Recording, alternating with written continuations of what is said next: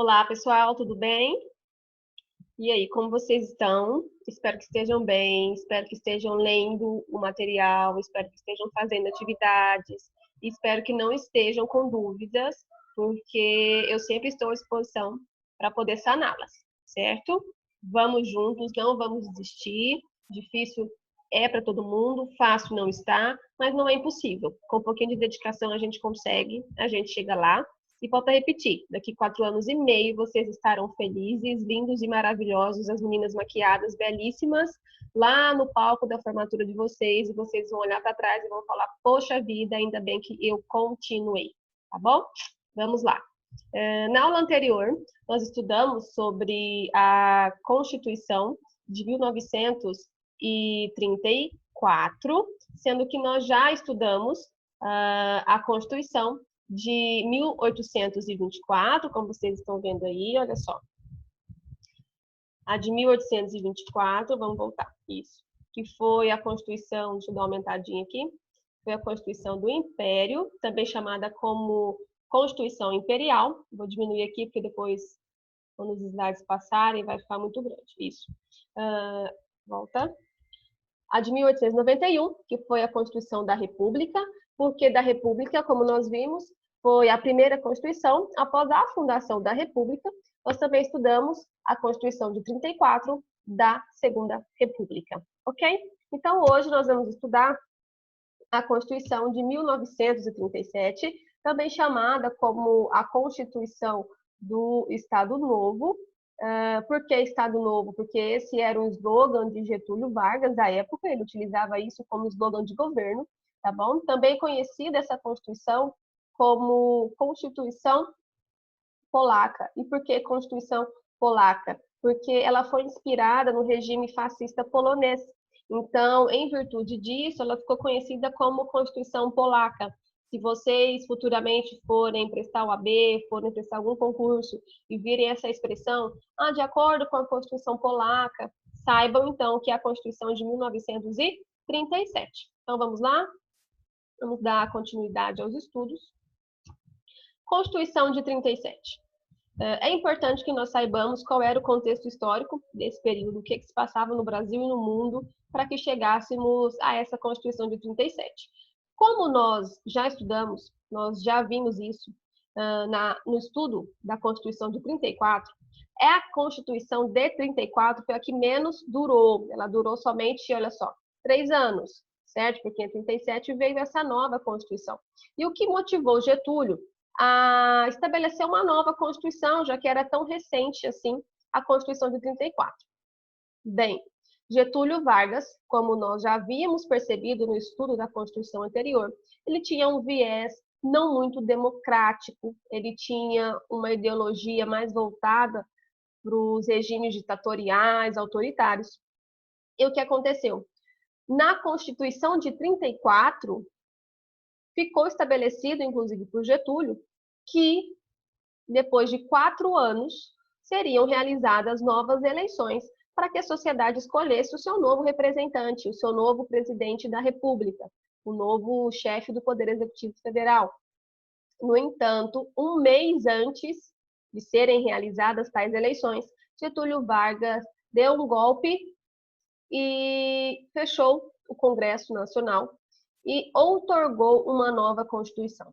E por que foi que ele deu esse golpe? Inclusive é o termo utilizado por historiadores, por doutrinadores. Isso aqui não é um termo que eu estou criando ou um viés ideológico que eu estou defendendo. Na realidade, aqui eu só transmito a vocês o que a história, o que a doutrina, o que os livros, o que o histórico constitucional retrata, certo? Então, não vamos confundir estes termos, pois estamos vivendo períodos em que, se nós falarmos termos, por exemplo, nazismo, fascismo, extremismo, as pessoas já confundem, levam para um debate que não é o nosso caso aqui, porque o nosso ele é alto nível, ele é constitucional, ele é dentro da academia de direito, certo?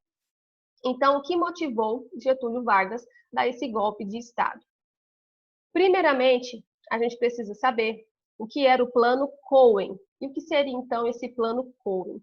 De acordo com o governo, de acordo com Getúlio e a sua base aliada, na época, teria sido encontrada uma carta que eles deram o nome de um plano em que comunistas estariam tentando tomar o poder com o objetivo de assassinar civis, militares, atear fogo em empresas, furtar, saquear.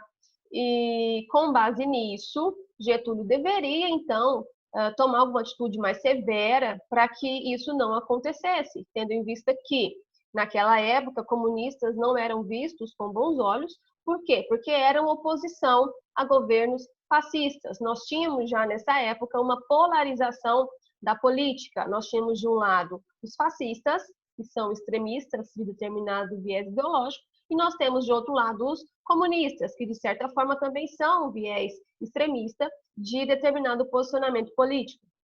Então, dentro deste contexto, Getúlio Vargas, que era afeiçoado por regimes ditatoriais e fascistas, ele tinha que combater, ao menos essa era a fala dele, qualquer tentativa comunista no sentido de tomar o poder, no sentido de saquear, no sentido de assassinar pessoas. O que acontece é que anos depois ficou comprovado, inclusive tem-se depoimentos da cúpula do exército da época, que este plano Cohen nunca existiu, que na verdade isso foi plantado pela base do governo, com o objetivo de justificar os atos que viriam a se suceder com Getúlio Vargas. Inclusive tem depoimentos de pessoas importantíssimas da época confirmando isso, que esse plano Cohen ele nunca existiu. Ele foi criado unicamente para que a sociedade desse apoio ao que Getúlio fosse, então, fazer. Então, com base neste contexto social de um plano que estaria sendo tramado por comunistas, Getúlio Vargas, então, passou a defender um slogan que fazia parte da sua campanha, que era o slogan de Estado Novo, ou seja, tudo novo, eu vou modificar, eu vou fazer, eu vou acontecer, eu sou a novidade aqui, e vamos mudar o que está acontecendo. Então, ele, um mês antes das eleições, ele toma o poder. Assim, sem mais nem menos, ele chega e fala, olha, a partir de agora, fechamento do Congresso Nacional, e quem manda aqui sou eu, tá bom? Isso daqui é uma imagem que eu coloquei para vocês, que era uma das imagens que acompanhava esse slogan de Estado Novo, em que nós podemos perceber aqui olha aqui, uma imagem de crianças com bandeiras do Brasil. Olha só, ele utilizava muito as crianças nas propagandas dele, assim como utilizava de forma maçante a bandeira do Brasil. Ele era extremamente nacionalista, patriota, e essa era a defesa da época que ele fazia para poder subsidiar o seu governo, certo? Dito isso, então, depois que Getúlio Vargas, então, toma o poder, ele, em 1937, lembrando que as eleições seriam em 37, para que no ano seguinte já tivessem ali o nome do novo presidente da República, nesse mesmo ano de 37, um mês antes dessas eleições, houve o fechamento, vamos puxar aqui um pouquinho, só para isso, houve o fechamento do Congresso Nacional, olha só, fechamento do Congresso Nacional. Isso aqui é uma imagem de quando se deu esse fechamento, tá bom? Ó, tropas aqui na frente, para poder fazer o fechamento do Congresso, certo? Então, quem era eleito até então deixou de exercer o seu mandato com base no que estabeleceu Getúlio Vargas. E nesse mesmo ano, olha só, Getúlio outorga uma nova Constituição. E por que outorga? Vocês se lembram a diferença entre Constituição promulgada e Constituição outorgada? A promulgada é aquela em que há participação da sociedade, ainda que por meio de representantes eleitos, ou seja, eu tenho uma Assembleia Constituinte, em que há ali o debate de ideias, há opiniões divergentes e convergentes, e chega a ser um denominador comum com o objetivo de se promulgar uma Constituição que reflita, ao menos o máximo que se consiga, os ideais sociais daquele povo naquela conjuntura histórica. No entanto, quando eu tenho uma Constituição outorgada, eu tenho um texto constitucional em que não houve a participação social, muito pelo contrário, houve tão somente o reflexo dos ideais e dos objetivos e dos pensamentos políticos e filosóficos do governante, que foi o caso aqui da Constituição de 37. Ela foi outorgada porque ela refletiu unicamente o pensamento e as vontades de Getúlio Vargas, que era então o presidente da República, certo? Então, houve o fechamento do Congresso Nacional, houve a outorga da Constituição, e vamos ver aqui quais foram as características dessa Constituição de 37, Constituição outorgada. Olha só, como nós já vimos então. Ela foi outorgada, ela foi inspirada no regime semifascista polonês, por isso, então, ela também é chamada de Constituição Polaca, tá bom? Alguns chamam de semifascista, outros chamam somente de fascista, vai depender da doutrina e do historiador que vocês forem pesquisar, tá bom? Olha só, o legislativo era composto por deputados, os quais eram eleitos, e também nós tínhamos aqui o Conselho Federal. Nós não tínhamos aqui a figura do Senado. O Senado foi substituído por esse conselho, sendo que parte deste conselho era escolhida pelo presidente da República. 10 desses integrantes do conselho eram escolhidos pelo presidente. Notem aqui, então, que nós já temos uma interferência do Poder Executivo dentro do Poder Legislativo. Até então, nós tínhamos ali um progresso no sentido de separação dos poderes, principalmente na Constituição de 1891, que foi espelhada na Constituição norte-americana. No entanto, aqui, nós retrocedemos, não há mais aqui a defesa filosófica da tripartição de Montesquieu, em que há separação desses poderes, não há uma interferência, na realidade haveria uma relação harmônica e independente entre eles. Aqui nós não temos mais essa harmonia, porque Getúlio Vargas estabeleceu que o poder executivo poderia interferir no poder legislativo, como nós vimos aqui já como primeiro exemplo, o fato de que o presidente da República poderia escolher quem iria compor esse Conselho Federal, sendo que esse Conselho Federal faria ali o papel de um Senado federal, só que de outra forma, por meio da interferência do presidente da República, certo? Continuando, então, o Executivo estaria acima dos outros poderes, e isso se reflete por meio dos artigos citados na Constituição Federal. O Executivo tinha o direito de indicar um dos candidatos à presidência, ou seja, o presidente da República poderia indicar aquele que seria o seu sucessor ou queria concorrer à presidência e que poderia vir a ser o seu sucessor. Então, aqui também nós temos a interferência do presidente da República na sucessão, na cadeia sucessória de presidente da República, o que é extremamente sério dentro de um governo republicano. E olha só, vamos apagar isso daqui. O que mais nós temos de características da Constituição Polaca? Olha só, o Executivo tinha o poder de dissolver a Câmara dos Deputados. Inclusive, quando ele deu o golpe, ele já fechou o Congresso Nacional. Os governadores, eles nomeavam os prefeitos. Aqui nós tínhamos também a figura dos interventores, que eram pessoas que estavam ali ao lado, até mesmo substituindo os governadores, que eram indicados pelo presidente da República. E esses governadores, interventores, eles estavam, inclusive, interferindo nas prefeituras. Olhem até onde chegou o fascínio pelo poder de Getúlio, porque ele queria estar não somente ali no governo federal e quando muito dentro dos estados federados, mas ele também queria estar até mesmo nas prefeituras, gerenciando, sabendo, vendo o que estava acontecendo, quais eram as conversações, quais eram ali os objetivos sociais, porque ele não queria, de modo algum, perder o poder, ainda que ele precisasse tomar medidas antidemocráticas. Olha só, durante as férias dos parlamentares, poderia acontecer o quê? O presidente poderia legislar no lugar desta Câmara. Isso é muito grave, por quê? Porque aqui, mais uma vez, nós temos a interferência do Poder Executivo no Poder Legislativo, porque, olha só, durante a dissolução da Câmara, nós já vimos que ele já tinha feito isso, né? Então, tanto durante a dissolução da Câmara, como durante as férias dos parlamentares, era facultado ao presidente da República legislar. Então, ele poderia sair legislando, mas olha que bonitinho. No caso de dissolução da Câmara, mas espera lá, ele já tinha fechado o Congresso. Então, ele iria legislar. Ele seria um executivo com poderes legislativos, uma total interferência no poder legislativo. Houve a institucionalização do regime autoritário. Nós vamos perceber o porquê disso nas telas seguintes. Olha só, o judiciário ficou extremamente enfraquecido. Por que é que ele ficou enfraquecido? Porque, olha só, o presidente ele poderia rever as decisões de inconstitucionalidade da Corte Constitucional. Como assim? Quando o STF determinasse, por exemplo, julgasse ali que uma lei fosse inconstitucional, simplesmente o presidente poderia rever essa decisão. Ele teria ali os mecanismos para que se fosse feita essa reavaliação que foi decidido lá pelo Supremo Tribunal Federal. Além disso, o governo, aqui é o governo executivo, tá? O presidente poderia aposentar servidores públicos civis e poderia reformar os servidores militares, ou seja, ele poderia colocar toda essa galera aqui na inatividade. Mas quando o professor é que ele poderia fazer isso? Sempre que ele quisesse? Sim. Por que é que eu falo que sim?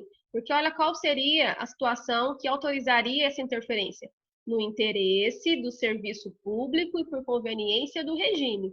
Aí eu pergunto para vocês, o que é interesse do serviço público? O que é a conveniência do regime? O que é isso?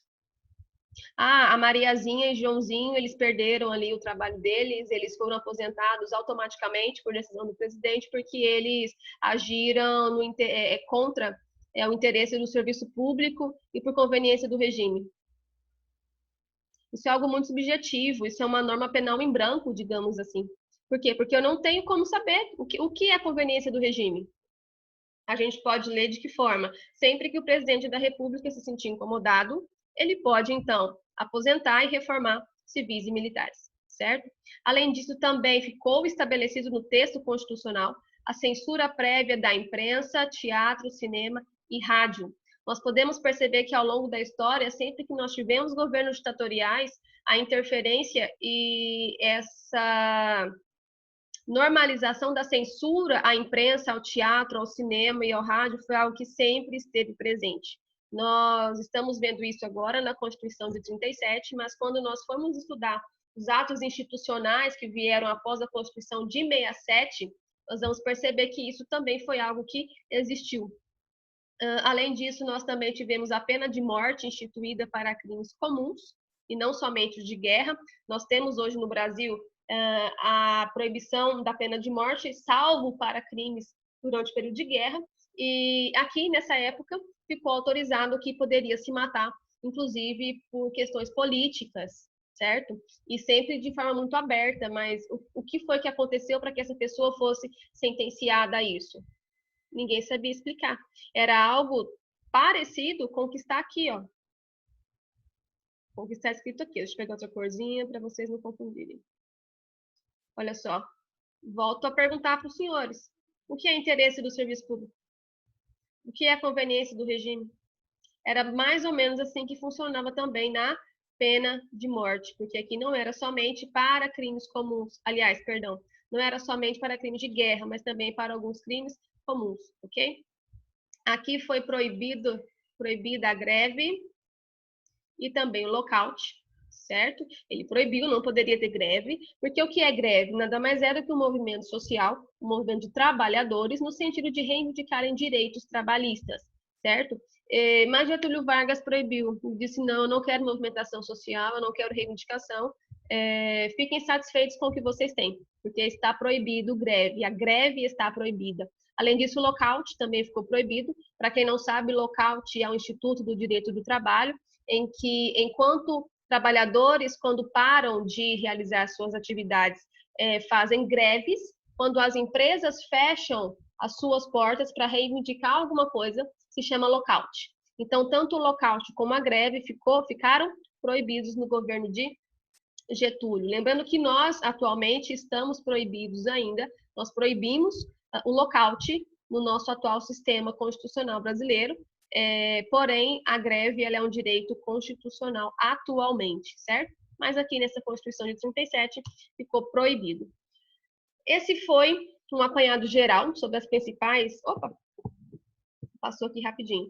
Sobre as principais características dessa Constituição de 37, certo? E eu trouxe aqui para vocês também algumas informações adicionais, curiosidades sobre esse período. Em 1943, ainda sob o governo de Getúlio Vargas, nós tivemos a criação da CLT, que é a Consolidação das Leis Trabalhistas, e de acordo com boa parte dos doutrinadores, embora tenham aqueles que discordem, esta CLT ela foi inspirada na Carta de Lavoro, tá bom? De Benito Mussolini na Itália, E a partir desta inspiração, desta Carta de Lavoro, Getúlio Vargas teria, então, promulgado aqui esta lei que criava a CLT. CLT esta que é a mesma que nós temos até hoje. Nosso atual sistema trabalhista, a nossa CLT, ela é de 43. No entanto, ela teve, obviamente, até por decorrência do tempo, diversas alterações, inclusive nós tivemos a última agora com a reforma trabalhista e diversas medidas provisórias que vêm sendo aí editadas pelo presidente. É a mesma CLT, mas logicamente ela já sofreu diversas modificações, certo? E aqui, para a gente poder entrar, então, na Constituição de 46, é importante que nós saibamos, então, que desde 37 veio caminhando Getúlio com seu viés extremamente autoritário, extremamente antidemocrático, torturando pessoas, matando pessoas por questões políticas, tá bom? O que aconteceu? Em 1945, devido ao enfrentamento de regimes autoritários pós-Segunda Guerra Mundial, Getúlio Vargas criou uma lei determinando novas eleições.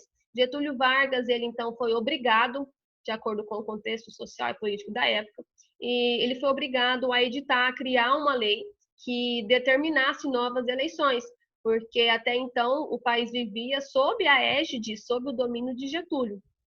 Então, em 45, ele fez isso. Vamos entrar, então, no estudo da próxima Constituição, mas antes disso, tem uma charge aqui muito legal que retrata como que foi Getúlio Vargas. E quem foi Getúlio Vargas? Em 37, ele era o Führer Getúlio Vargas. Por quê? Porque ele se assemelhava muito aos regimes fascistas, tá bom? Extremamente autoritário, ditatorial. E em 41 ele já começa a se portar como um cidadão Getúlio Vargas ali, já mais maleável. Por quê? Porque Getúlio ele era um político e por ser político ele tinha interesse em permanecer no poder, só que diferente do que pessoas sensatas fazem, ele não partiu por um viés democrático e transparente, ele simplesmente se movia conforme o andar da carruagem com o objetivo de ficar no poder. Então, quando dizem que Getúlio Vargas ele foi um grande político, de fato ele foi, até porque ele conseguiu ficar muito tempo no poder. Mas não quer dizer que as suas consequências foram sempre boas. Como nós podemos perceber, ele outorgou uma Constituição extremamente ditatorial, tá bom? Mas então Getúlio, em 41, percebendo que a sociedade, que inclusive o mundo caminhava para um viés mais social, mais voltado a direitos individuais, até por conta da questão das duas guerras mundiais que nós tínhamos sofrido, Getúlio passa a ser mais camarada, digamos assim. Então, de fato, em 45, ele se torna esse camarada Getúlio. E percebam aí, isso aqui é uma charge muito boa para a gente analisar em sala de aula, porém nós conseguimos também fazer isso aqui com vocês. Olhem só, a primeira imagem, Getúlio está com um bigodinho, que lembra quem? Lembra Adolf Hitler, e o braço dele levantado é o braço direito, certo? A história remonta, inclusive, historiadores renomados, que o fascismo ele seria de um viés ideológico de direita. Lembrando que aqui eu não trago uma discussão rasa com relação a isso, mas sim uma análise filosófica e histórica sobre isso, tá bom? Vocês podem pesquisar e vão encontrar uma grande maioria citando isso, que então Getúlio, levantado aqui o braço direito, retrataria isso, certo? Já em 41, ele já está com o bracinho ali menos levantado, já está com um sorrisinho no rosto, e ele está mais com o braço no centro, ele não está com o braço nem à direita nem à esquerda. Já em 45, ele está com o bigodinho ali, bem mais lembrando um vozinho legal, um sorrisinho bem mais genuíno, e o braço esquerdo levantado, ou seja, já voltado para políticas de esquerda. Isso o quê? Com o objetivo de tentar permanecer no poder. Viram que interessante? Como o Dati tem uma análise bem profunda sobre Getúlio Vargas, isso dá um debate muito legal, inclusive. Ok, então continuando. Em 45, tivemos o fim da Segunda Guerra Mundial, e como nós sabemos, as consequências dessa Segunda Guerra foram catastróficas, a sociedade ela teve impactos gigantes, tivemos milhares de mortes, tivemos injustiças, tivemos perseguições, e a sociedade como um todo, o planeta, ele se levantou no sentido de que fossem realizadas normas, fossem criados comitês, fossem criadas organizações internacionais, com o objetivo de que a sociedade como um todo jamais caminhassem no sentido do que a sociedade havia terminado, perdão, de passar. Então, em 45, a partir disso, a partir do fim da Segunda Guerra, a sociedade clamou por direitos individuais, clamou por garantia de direitos mínimos, para que o ser humano não mais fosse torturado, morto, perseguido por ser judeu, por ser negro, por ser homossexual, por ser pobre, por ir contra o governo, por nada disso. Então, em decorrência desse clamor mundial, que refletiu também, de certa forma, aqui no país, Getúlio começou a adotar medidas que... Perdão, gente.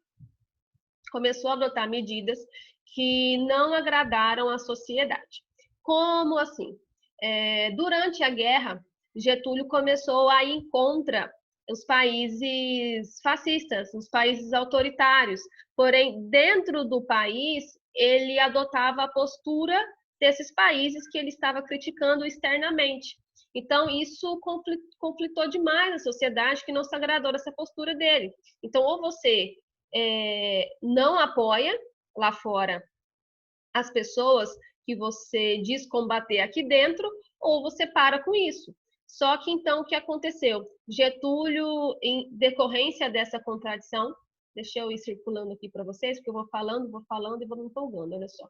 Em 45, fim da Segunda Guerra, crescimento de tendências socialistas. Então, essa contradição entre políticas internas e externas por parte de Getúlio, porque externamente ele queria ficar bonitinho com os demais países, dizendo que sim, direitos humanos, todo esse viés de direitos fundamentais, externamente. Só que internamente ele era essa pessoa que externamente ele criticava. Então, o que aconteceu? As Forças Armadas expulsaram Getúlio do poder. Olha só que contradição. As mesmas Forças Armadas que lá atrás tinham apoiado a tomada de poder de Getúlio, aqui eles expulsam Vargas do poder porque não concordam com essa política dele. Então, em 45, houve eleições diretas para presidente da República, tendo sido eleito ali o general Eurico Gaspar Dutra, ok? Vamos continuar. E quais foram, então, as características dessa Constituição? Pessoal, por que é importante o negócio? Olha só, vamos lá. Isso. Por que é importante a gente, então, estudar o contexto histórico? Ah, professora, eu não gosto de história, por mim a gente só analisava as características dessa Constituição e pronto, acabou. Mas por que é importante? Porque a gente percebe que as constituições, elas foram promulgadas, outorgadas, como reflexo, como consequência do estado de espírito que a sociedade brasileira estava. Vocês não conseguindo perceber isso? Lá de 1824, o Brasil ele era ainda ali de Portugal, estava perdendo, né, essas raízes portuguesas. Então nós tivemos a Constituição Imperial, com o poder moderador, a igreja interferindo ali, o Dom Pedro interferindo na igreja. Então esse era o contexto e as normas constitucionais vão refletir esse contexto.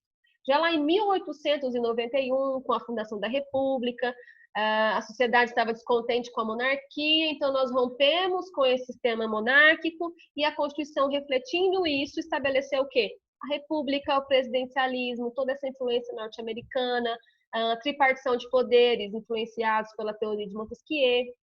Então, quando eu venho lá em 1934, eu já venho daquela política de rompimento do café com leite e que Getúlio Vargas não aceita a vitória de Júlio Prestes e toma o poder para si.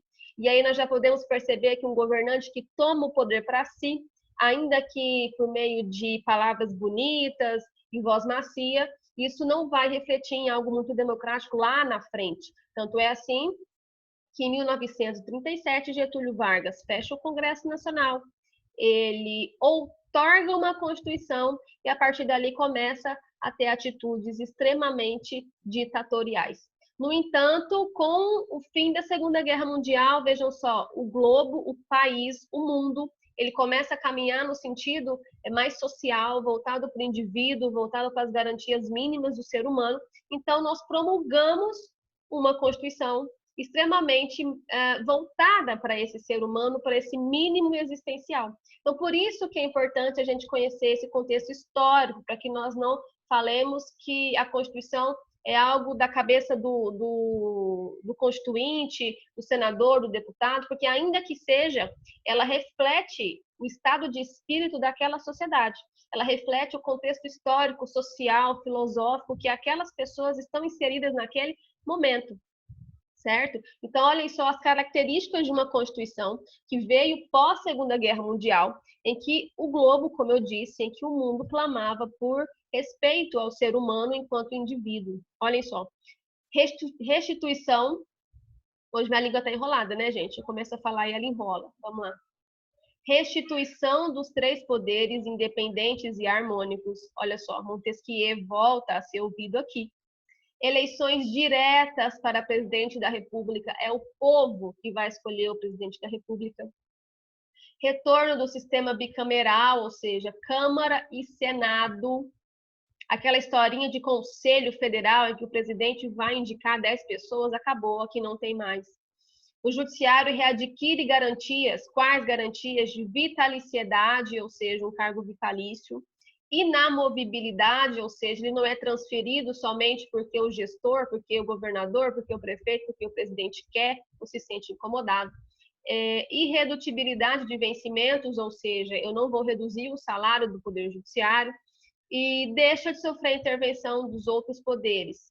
Aqui eu abro um parênteses, porque nós ouvimos muitas críticas de pessoas que não estudam leis, que não estudam esse contexto político, criticando a questão da vitaliciedade, a inamovibilidade, redutibilidade de vencimentos de juízes, por exemplo. O que eu posso dizer sobre isso é que sempre que nós tivemos a derrubada dessas garantias aos representantes do Poder Judiciário, era porque as decisões estavam incomodando o governante e ele sempre utiliza as transferências de comarcas, eu vou reduzir o seu salário, eu vou mandar você embora. Ele utiliza isso como moeda de troca, como meio de pressão, de opressão. Por isso que é importante, por isso que são importantes essas garantias, certo? Vamos então prosseguindo aqui, já caminhando para o final. Aqui nós voltamos a dar autonomia aos estados e aos municípios, porque até então nós tínhamos a interferência dos interventores, tanto nos estados como nos municípios. Proibição da pena de morte, olha só. Retomada de direitos individuais. Reconhecimento do direito de greve, olha que os trabalhadores puderam voltar a fazer suas greves. Justiça do Trabalho, ela aqui em 46, ela é inserida no Poder Judiciário, porque ela estava, então, quando ela foi criada, ela estava inserida no Poder Executivo. Então, aqui ela se torna uma justiça, de fato, inserida nesse Poder Judiciário. Vamos caminhando. E essas são as principais características que eu destaquei para vocês. Então, gente, o que é importante que nós saibamos? Que a Constituição de 34 ela foi outorgada.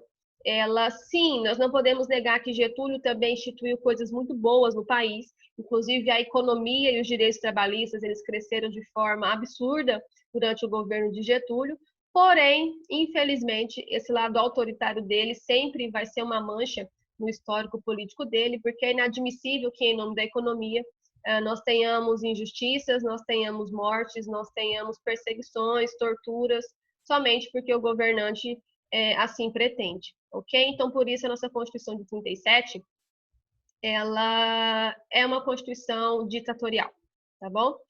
Já a Constituição de 46, ela é tida ao lado da nossa atual Constituição de 88 como uma das mais democráticas. Como nós percebemos, ela situou cada poder com a sua finalidade, separação de poderes, com base em Montesquieu. Nós tivemos ali a Câmara, o Senado, o sistema bicameral, tivemos reconhecimento de greve, demos novamente autonomia ao Poder Judiciário, autonomia aos estados, aos municípios, direitos individuais sendo defendidos, até por conta dos reflexos da Segunda Guerra Mundial, tá bom? Então, essa Constituição, ela foi uma Constituição promulgada, ela foi uma Constituição que foi muito boa para o país dentro desse aspecto, ao lado da atual Constituição de 88, que também é extremamente voltada para o contexto social, individual, direitos fundamentais do ser humano. Ok, galera? Espero que vocês tenham gostado. Mais uma vez, assistam essa aula sem olhar para viés ideológico, sem olhar para a atual conjuntura política do Brasil, tá bom? Porque o objetivo aqui é retratar o que doutrinadores, o que historiadores falam sobre esses documentos. E caso os senhores tenham curiosidade, basta colocar no site lá no Google, digitem Constituição de 1937, Constituição de 1946, e vocês vão conseguir encontrar tudo isso que eu falei aqui para vocês. Certinho? Até a próxima. Qualquer dúvida, vocês me procurem, tá bom? Tchau, tchau, gente.